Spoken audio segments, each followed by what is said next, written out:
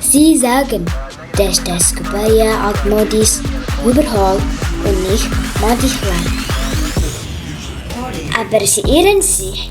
Das Kebaya ist ein Symbol der Emanzipation. Es zu tragen verleiht Selbstbewusstsein, Eleganz und eine positive Ausstrahlung. Das Kebaya ist ein stilles Werkzeug des Wandels mit einer Wirkung, die ewig nachhalt.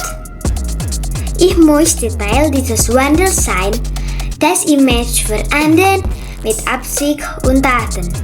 Gemeinsam gestalten wir eine hellere Zukunft mit einem gemeinsamen Traum.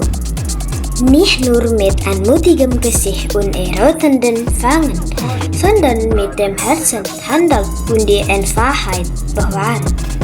Stolz sein, eine junge Frau von heute zu sein, die selbstbewusst wird, ohne ihre Edelaufgabe in warmen Zuhause zu vergessen.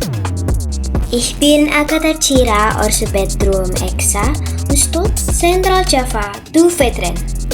Aus der Stadt Salatiga für Putri Kebaya Indonesia 2025 für eine Zukunft, die wir verdienen.